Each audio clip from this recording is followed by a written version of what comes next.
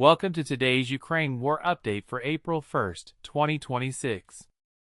Russia's response to Ukraine's Easter ceasefire proposal was unambiguous.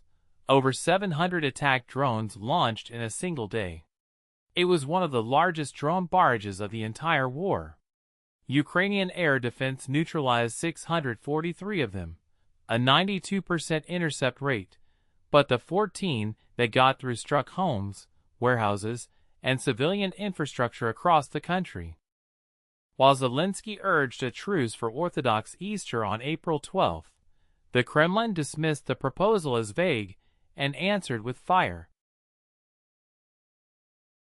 Total Russian drone losses have now surpassed 210,000 since the start of the full-scale invasion. Personnel losses remain elevated at over 1,000 per day. Russia launched 339 attack drones overnight, and another 361 during the daytime, over 700 in total. Strikes hit targets across the country, from Lutsk in the west to Poltava and Sumy in the east. Fires were reported in Ternopil and Chernivtsi regions. In Lutsk, a strike destroyed a Nova Poshta terminal and a retail food warehouse, and set a high-rise apartment building on fire. In Nikopol, FPV drone attacks injured multiple civilians including children over 2 days, with a 16-year-old girl hospitalized in serious condition. For all of March, Ukraine achieved an 89.9% intercept rate, up from 85.6% in February, even as Russian attacks escalated to over 6,600 incidents. A total of 151 combat clashes were recorded in the past 24 hours, up from 140 yesterday.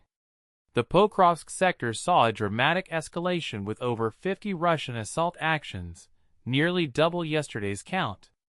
Ukrainian forces report all attacks were repelled, destroying a tank and 179 drones in the sector alone.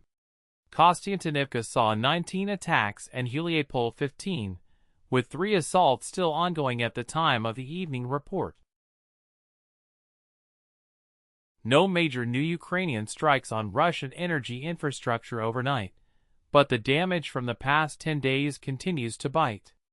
At UST Luga, satellite imagery confirms one loading berth completely destroyed and a second damaged.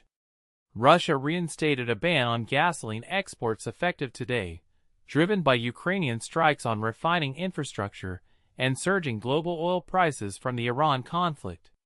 In Belgorod, Ukrainian forces struck a regional government building, injuring 3 people including 2 administration staff.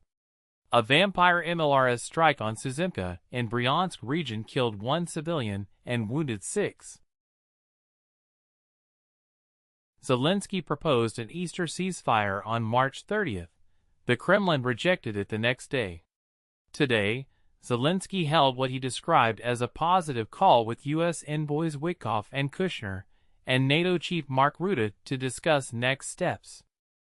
Meanwhile, Russia began deploying mobilized Crimean residents to direct combat starting today, breaking earlier promises, to replenish the 810th Naval Infantry Brigade. On the aid front, Japan delivered $1.3 billion through the G7 Frozen Assets Mechanism, and the EU's Steel Porcupine Initiative will deliver priority drones and ammunition before Easter. That wraps up today's update. If you found this useful, press the like button and subscribe in order to support this channel. Stay informed, stay safe, and I'll see you tomorrow.